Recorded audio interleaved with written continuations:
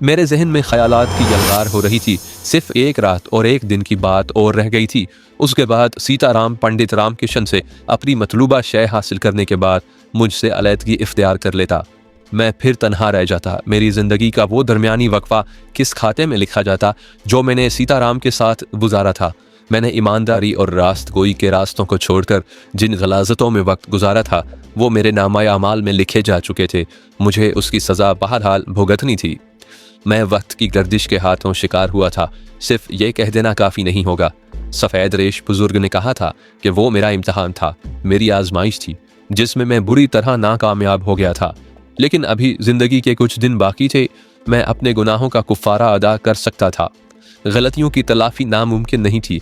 मैं निदामत का खुले दिल से इकरार करके उसके सामने हाथ फैलाकर गिड़गिड़ाता, सच्चे दिल से तौबा कर लेता तो शायद वो मेरे गुनाह माफ़ कर देता। महावीर ने मुझे ये भी बावर कराने की कोशिश की थी कि पंडित अगर सीताराम के मुकाबले में ज़बर नहीं है तो ज़ेर भी नहीं है।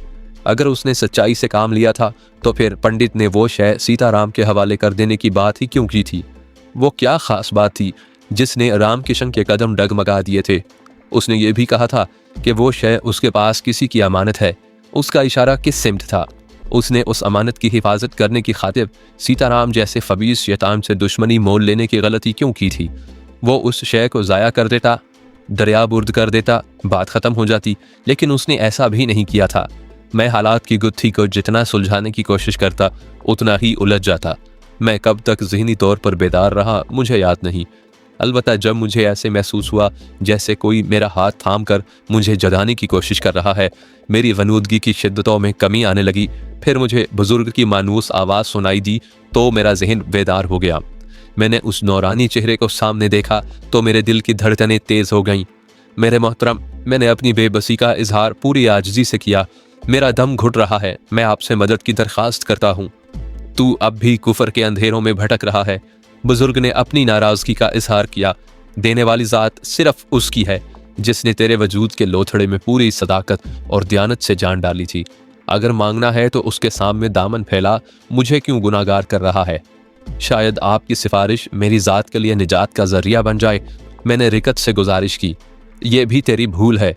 सच्चे दिल से उसके सामने सरबसजूद हो जा, तेरा ताल्लुक भी बराह रास्त उससे हो जाएगा।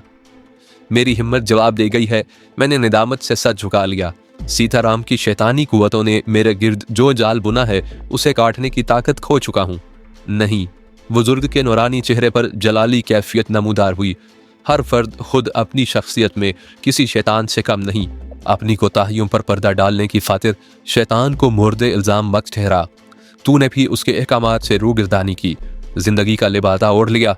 मौत को याद रखता, उससे ताल्लुक कायम रखता तो शैतान भी तुझे वरगलाने की कोशिशों में नाकाम हो जाता।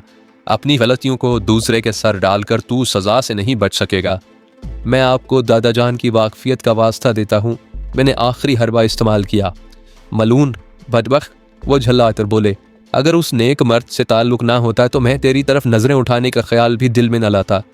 मैंने ज़बान बंद रखी। बुजुर्ग ने मेरा हाथ थाम लिया। मैं लड़खड़ाता हुआ उठा। अंधेरे में गिरता पड़ता कमरे से बाहर निकला तो बुजुर्ग की गिरफ्त ढीली पड़ गई।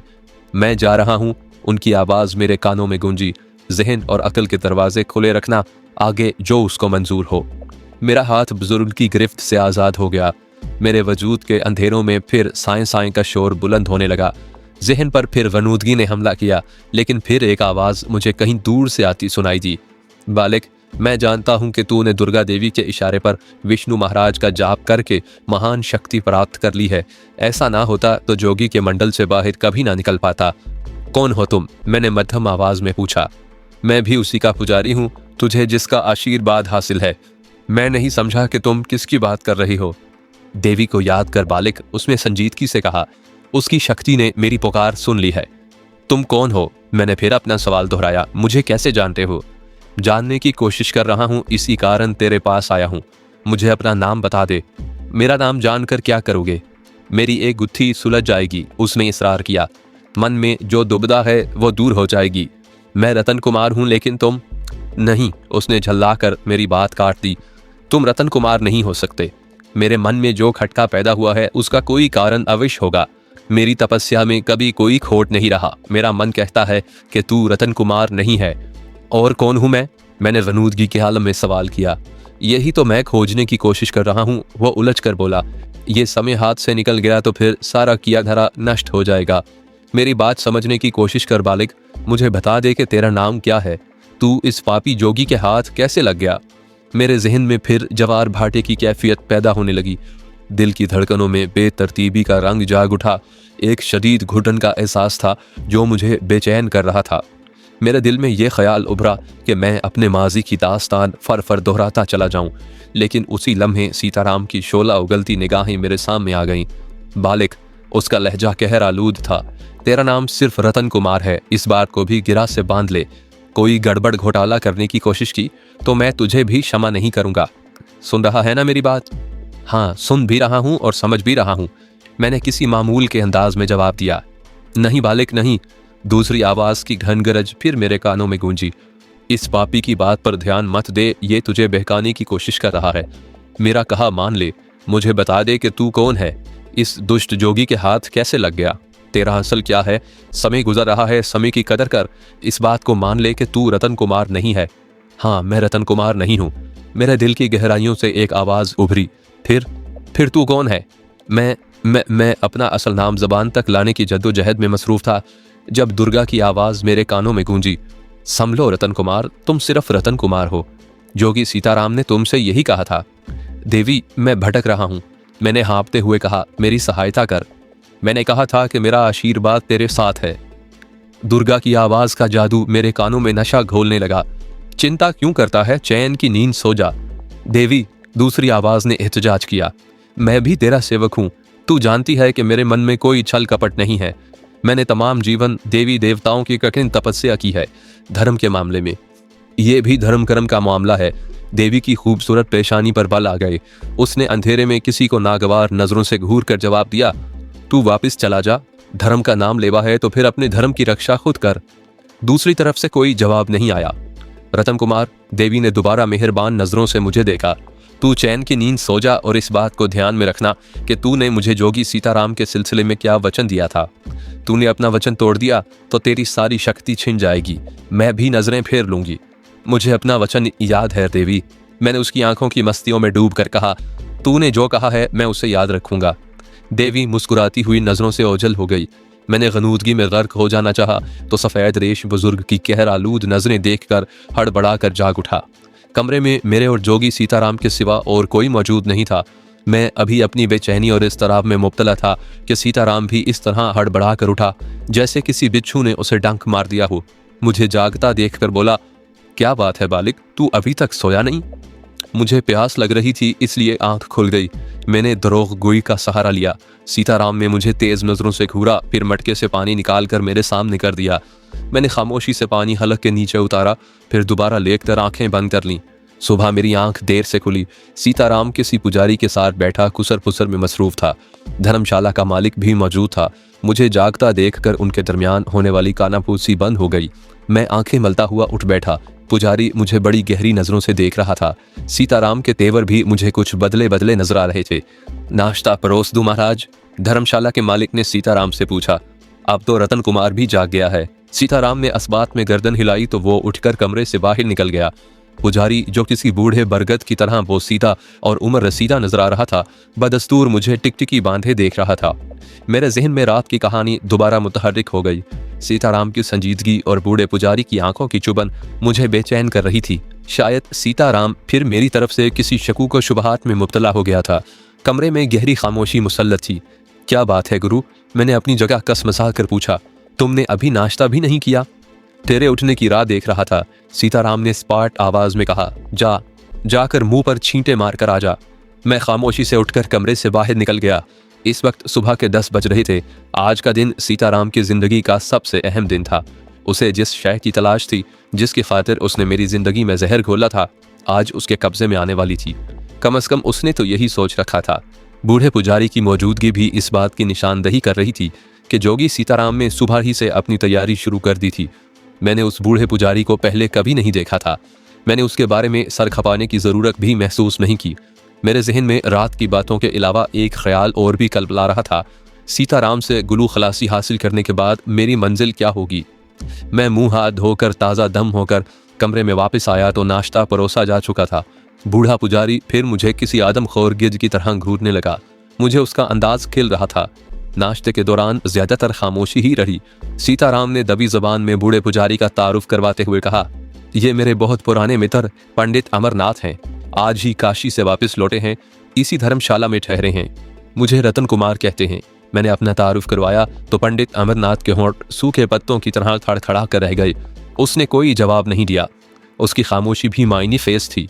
नाश्ते से फारिग होने के बाद धर्मशाला का मालिक बर्तन समेट कर चला गया तो सीताराम ने खनका कर कहा, बालिक, अमरनाथ महाराज ने अपना पूरा जीवन पहाड़ी गुफाओं में बिताया है।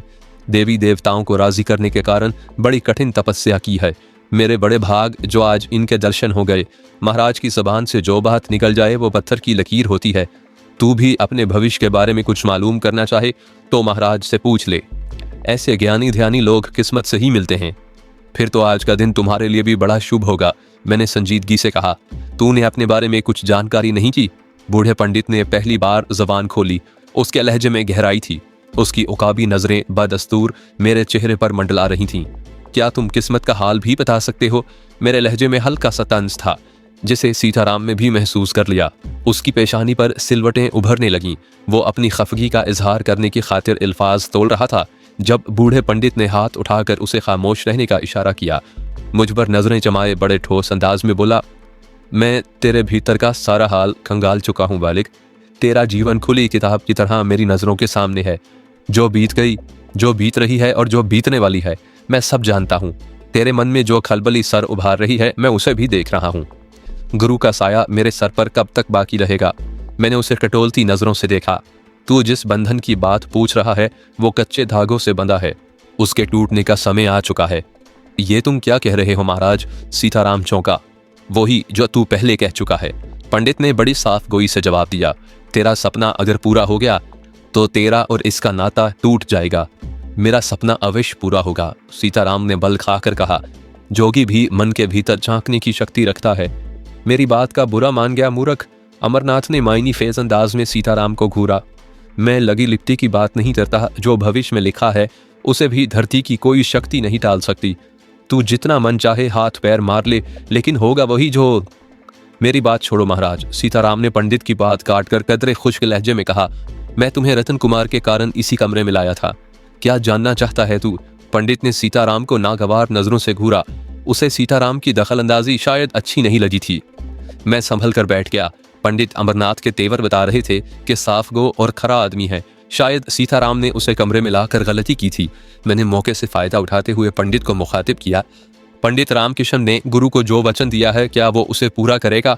वो अपनी बात का धनी है। उसने जो बात जबान से निकाल दी उससे पीछे नहीं हटेगा। परंतु मैं चारों ओर घुप अंधेरे भी मंडलाते देख रहा हूँ। अमरनाथ ने बड़े गंभीर लहजे में कहा। पंडित की आंखें धोखा नहीं खा सकती। तुम क्या देख रहे हो महाराज? मैंने पहलू बदलकर दिलचस्पी से पूछा। सीताराम खामोश बैठा गिरगिट की तरह बार बार रंग बदल रहा था। बिजली की कड़क, घनघोर घटाओं की घन गरज और शक्तियों का टकराव जरूर होगा, परंतु विजय किसकी होगी? सीताराम ने फिर बात काटकर सवाल किया। जिसके मन में कोई खोट नहीं होगा, पंडित ने सर्द आवाज में जवाब दिया। गुप्त अंधेरों के कारण मैं उसे अभी तक पूरी तरह नहीं देख सका, लेकिन मेरी विद्या गलत नहीं हो सकती। कोई महान शक्ति ऐसी जरूर है जो दूर बैठी पेच लड़ा रही है। मैंने भी यही कहा था। सीताराम ने मुझे तेज नजरों से घूरा। जोगी का हिसाब किताब कभी गलत नहीं हुआ। मेरी नजरें अभी तक उसे तलाश नहीं कर सकी, लेकिन मैंने हार नहीं मानी। मैं उसे खोजे बगैर चैन से नहीं बैठूंगा। मेरी एक बात मानेगा? अमरनाथ ने सीताराम को घूरते हुए कहा। उसका ध्यान मन से निकाल दे। ये तुम क्या कह रहे हो? सीताराम बल खाकर बोला। मैं और उसका ध्यान मन से निकाल दूं जो मेरे रास्तों में रोड़े अटका रहा है? कोई ऐसा उपाय बताओ कि सांप भी मर जाए और लाठी भी ना टूटे। तुम्हारा ज्ञान ध्यान, तुम्हारी विद्या किस दिन काम आएगी? हाँ महाराज, मैंने लुकमा दिया। तुम अगर गुरु की सहायता ना करोगे तो और किस काम आओगे? पंडित से ठठोल कर रहा है मूर्ख। अमरनाथ का बूढ़ा जिस्म खड़खड़ाने लगा। देवी की कृपा ने तुझे ढील दे रखी है जो ऊंचे सुरों में बोलना सीख लिया, परंतु पंडित की एक बात कान खोल कर सुन ले। देवी धर्म के मामले में तेरा साथ नहीं देगी। तूने जो शक्ति प्राप्त की है वो तेरे किसी काम नहीं आ सकेगी। अब तू उंगलियों के खेल तमाशे भी नहीं दिखा सकेगा। मैं पंडित की बात सुनकर चौंका। वो यकीनन दुर्गा की बात कर रहा था। उसने मेरा भेद पा लिया था, लेकिन खुलकर मेरा पर्दा चाक नहीं किया था। कोई मसलहत उसके आड़े भी आ रही थी, जो उसने उंगलियों के खेल तमाशे की वजाहत से गुरेज किया था। मेरे दिल की धड़कनें तेज हो गईं। सीताराम भी बेचैन नजर आने लगा। वो कभी मेरी तरफ और कभी अमरनाथ की सिमत देख रहा था। तुम क्या कह रहे हो महाराज? मैंने दीदा व दानिस्ता तजाहिल आरफाना से काम लिया। तुम्हारी बातें मेरे सर से गुजर रही हैं। चुप हो जा मूर्ख, जबान को लगाम दे। पंडित ने गुस्से में लरसते हुए मुझे तनबीह की। मेरी जबान खुल गई तो तेरा सारा भरम खाक में मिल जाएगा। तू नहीं जानता कि तू किससे मखौल करने की भूल कर रहा है। मुक्ति चाहता है तो नजरें झुका ले। अमरनाथ के साथ कबड्डी खेलने की कोशिश करेगा तो नष्ट हो जाएगा। धरती पर कहीं शरण नहीं मिलेगी। मैंने खामोशी इख्तियार कर ली। वक्त का तकाजा भी यही था कि मैं दरगुजर से काम लूं। वो पंडित यकीनन पहुंचा हुआ था, जिसने दुर्गा का भेद जान लिया था। मुमकिन है उसने सफेद रेश बुजुर्ग के बारे में भी कुछ देख लिया हो। उसने खुलकर कोई बात नहीं कही थी, लेकिन इशारों किनारों में इस बात का इजहार कर दिया था कि सीताराम की शैतानी कुव्वतें बुजुर्ग के मुकाबले में किसी काम नहीं आएंगी। पंडित की शोलाबार नजरें मेरे चेहरे पर जमी हुई थीं। गुस्से की शिद्दत से उसका जिस्म कपकपा रहा था। उसका सांस भी फूलने लगा। वो कुछ और भी कहना चाहता था, लेकिन सीताराम ने उसका हाथ थाम कर कहा, महाराज मेरे साथ बाहर चलो, मुझे तुमसे कुछ जरूरी बातें करनी है। सीताराम पंडित अमरनाथ को लेकर तेजी से कमरे से बाहर चला गया। उसने बड़ी उजलत का मुजाहरा किया था। उसके तेवर बता रहे थे कि कोई बात उसको खटक रही है। मैं अपनी जगह संभल कर बैठ गया। पंडित अमरनाथ के अचानक दरमियान में आ जाने से सूरत हाल में एक खिंचाव सा पैदा हो गया था। उसने दुर्गा और बुजुर्ग के बारे में कुछ मखसूस बातें इशारों के नायों में की थीं, लेकिन सीताराम बच्चा नहीं था जो उन इशारों का मतलब ना समझता। वो भी दिल की गहराइयों का हाल जानने की कुव्वत रखता था। मुमकिन है उसने अमरनाथ का मन टटोल कर उसके दिल का भेद पा लिया हो और उसकी वजाहत की खातिर से उसे हाथ पकड़ कर बाहर ले गया हो। अमरनाथ का एक जुमला मुझे भी परेशान कर रहा था। उसने साफ लफ्जों में कहा था कि धर्म के मामले में देवी मेरा साथ नहीं देगी। मैं अब उंगलियों के खेल तमाशे भी नहीं दिखा सकूंगा। दुर्गा ने मुझसे यही वादा लिया था कि मैं विष्णु महाराज के जाप के मंत्रों से कभी कोई ऐसा अमल नहीं करूंगा जो सीताराम के लिए जानलेवा साबित हो।